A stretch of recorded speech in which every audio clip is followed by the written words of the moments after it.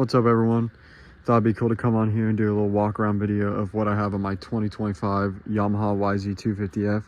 This is a Star Racing Yamaha amateur replica build that I did. I just think those bikes look so pretty, and I think honestly mostly anybody who rides motocross does.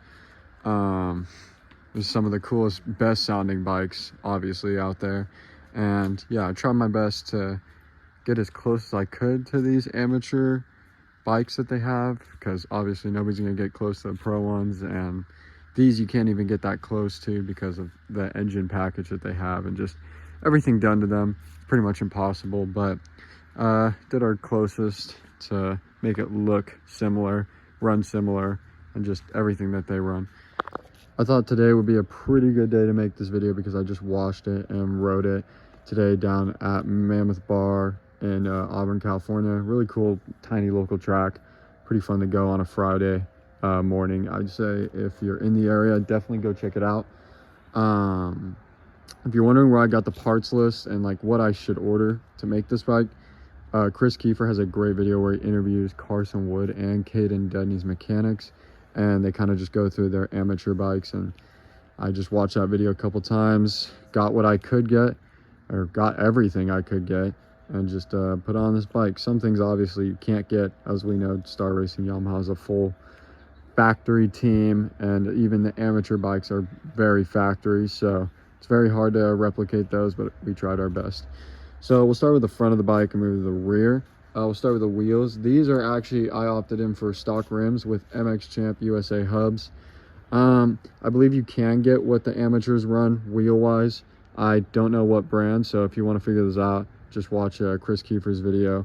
But I'm no pro or anything, so the stock wheels are pretty good for me, and they just hold up. They don't really flat. They're pretty good for what you get just stock. Next we'll go into the braking system, front and rear. This is just stock braking system, stock rotor, front and rear. But the only difference I have is Roseville Motorsports down here in Rockland, California. I thought I was having like braking issues. Didn't feel like there was enough bite for my liking in the brakes, so we changed the pads to a more aggressive bite and pad, and it worked, and it did pretty good. But I would say an oversized front rotor would be pretty nice on these. Might be something I'll change while I own this bike for the next few years. All right, moving on to the plastics for this thing. This is a full Sasira set, front to rear. It's what Star Racing Yamaha runs. This is a stadium number plate. Really cool. I think these things are really trick, and they prevent your lower triple clamps. Yeah, these things are really nice. You don't snag yourself on any of these plastics, especially on this 25 model and later, which is something I found on the 21 model years ago when I had it back in 2021. I'd catch my boot on the side number plate a lot, which was kind of irritating, but that's all fixed now, and you do not catch anything on here. So going down here, we have a nice GYTR. I believe they call this a pinch, front brake line pinch bolt thing. I don't really know the name of it exactly, but it's really trick. These little blue parts that are on those amateur bikes that I got were pretty trick. Over here is a works connection hole shot device. These things are pretty sweet, and I've used this one quite a bit, and it works really good. Going on to forks and suspension, front and rear, we have Enzo Racing. I'm a pretty light rider. I'm 135, so not ideal for being on a 250F, but they work amazing. And after being broken in, I think honestly it's the best suspension I've pretty much ever had. KYB is honestly almost unbeatable when it comes to suspension, but to each their own. Moving up here, I should probably mention that the graphics are Decor Visuals graphics, and I'll be honest, these are really nice. Honestly, some of the easiest graphics to install. They've stayed. I've ridden this thing quite a bit, to be honest. Probably I'd have to check exactly how many hours, but I've ridden this thing quite a bit, and these things have held up really good. This is the set I got when I originally was building the bike. This exact set is not on the website when I ordered it, at least. I had to go and email them and ask for the amateur spec graphics, which the difference between the pro and the amateur spec graphics, if you watch Kris Keefer's video, is the amateurs have more blue in the bike, and they run a full blue plastics kit along with mostly blue graphics, and the professionals run, I believe, this specifically a black number plate and a lot more black in their graphics. So I kind of like the blue, and I don't know, I just think the blue looks a lot better than the black, but some people might disagree with me on that. Moving up behind the number plate, we have the X-Trig Rocks triple clamps. I don't exactly, because I think there's 2 types exactly, but I got these off of MX Locker from a privateer who was just getting new bikes, and these didn't fit, and he was selling them for about $200 to $300 under what the standard price is, along with the mounts that are under the bar pad. And I was like, you know what, might as well. So I got them, put them on, made sure they were all good. They were really good condition for being used for part of a season. Originally when he sent them to me, because I believe these have an adjustable offset, he had them at a 24, and I prefer 22. I believe a 22 is pretty standard among bikes nowadays, and I just have always ran 22, so just gone with that. These are really good and just make handling feel amazing on any bike, honestly, so I definitely recommend picking up a pair of these. Up to the bar bend, this is Pro Taper Carmichael bend. I believe, yeah, this is what Caden, Dudney, and Carson would both run for their bars, but I believe Carson would, the one thing I remember is his mechanic would cut like a few millimeters off of the bars on each side. These bars are really good, really, honestly, just amazing. I have ran a lot of bars. I've ran twin walls, I've ran just Renthal, ODI, Mika. They all run really good, but I actually like these a lot. And I'd never really tried Pro Taper before now, but these things are amazing, and they're just a pretty good bar bend for a guy my height. I'm about 5'8", and they feel really good. For the lever setup and the grip setup, these are just Pro Taper white grips, which is honestly hard to keep clean, but a lot of the star guys run them, and I think honestly a nice pair of clean white grips looks super good. So that's why I've got these covers as well as the Pro Taper donuts on them. These things really help if you get blisters and stuff. They're pretty nice. So right here, I don't know the exact one, but this is, I remember watching a Gypsy Tales, this is the cable clutch lever and everything that Tomac swears by. This clutch is honestly amazing. I mean, it's such good quality from ARC, whatever you like to call them. So is the brake over here, brake lever.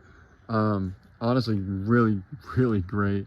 And I don't think I've ever had a better clutch in my life. It's super adjustable, super great, easy feel. If you want a lever, perch and everything, this is the full thing. Honestly, ARC is go-to, absolutely.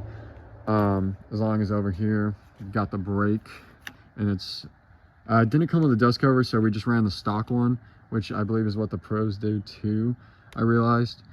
Right here, a nice little works connection custom cap. It's really cool. Okay, right here you can see a little bit of red. This is a G2 ergonomics throttle tube. This is just the stock one. This isn't like, I believe they have a quick one and then one that slows it down. This is just the stock one, and this thing is honestly so trick. I love the little red that it has.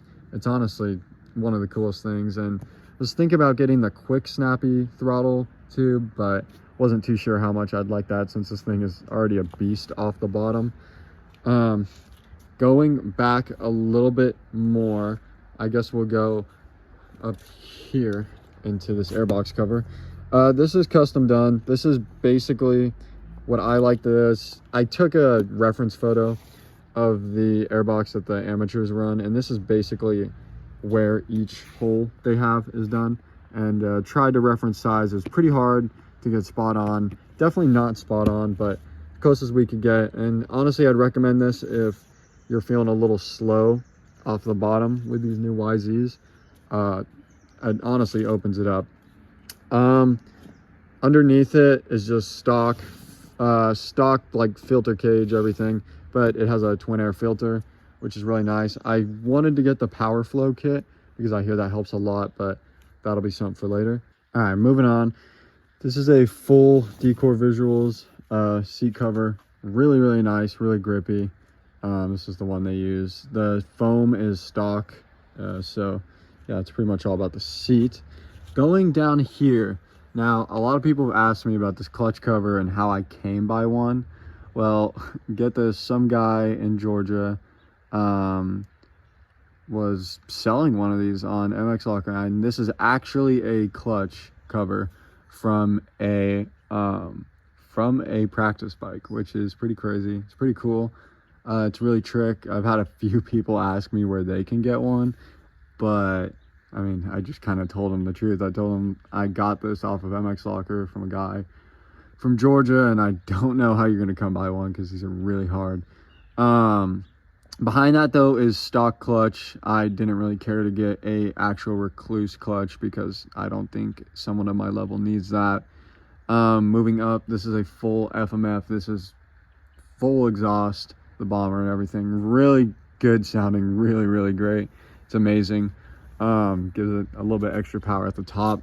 Here we got a Lightspeed skid plate. Really, these are really nice. This one's pretty beat up, but I would say we did have an issue when we were installing it. This kind of interfered with this a little bit, so we had a mechanic just kind of trim this out, grind it down so it was nice and not going to cut anything. It's really nice, and honestly, the carbon fiber just looks super sweet. I love it. Stock rear brake pedal and everything. These titanium foot pegs, no brand actually, which is kind of crazy. Got them from a guy off of MX Locker. I like the open cleat.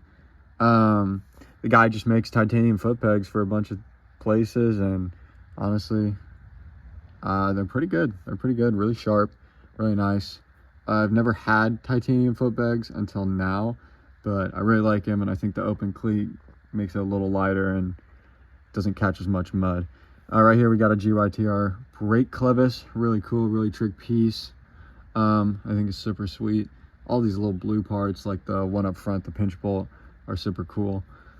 Going back here, this is grip tape. It's a little bit used, as you can tell, so I have to replace it, and I've got a bunch, so I'll just do that soon.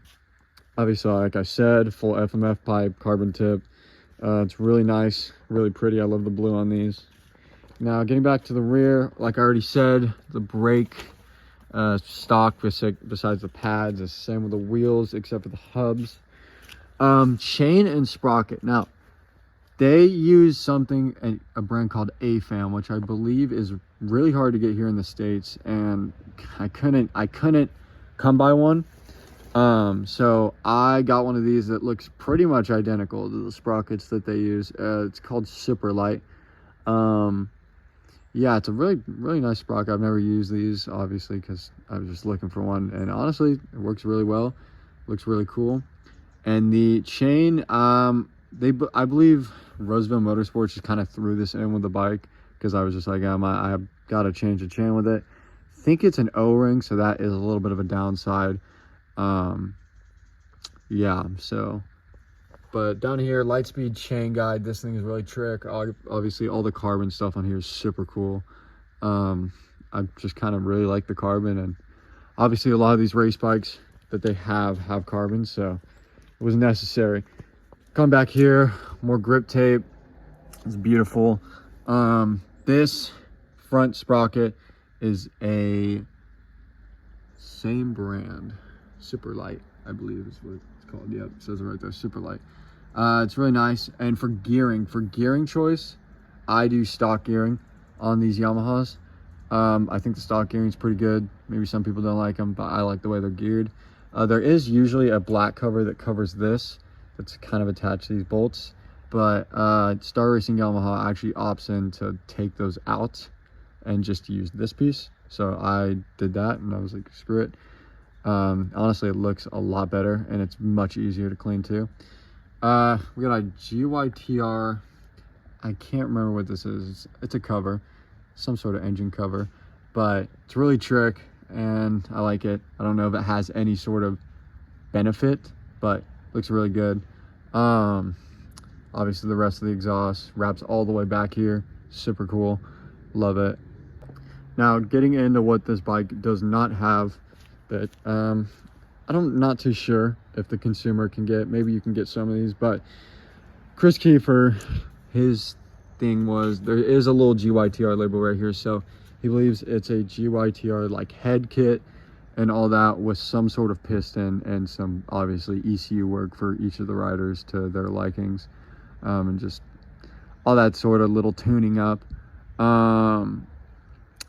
Now, I know you can buy a GYTR head kit. I don't know if it's exactly what they use. They probably obviously go through them, you know, polish and pour them, just do everything that a factory mechanic would do to any of their riders' bikes. I cannot tell you what else they do because obviously super secret. It's a Star Racing Yamaha. You're not gonna get what they have.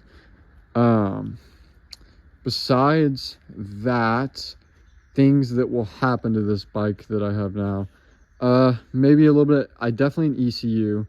I was thinking about obviously a twin air power flow kit would be pretty nice, and then I was thinking dual injector would be really cool. Probably make this thing sound like a beast.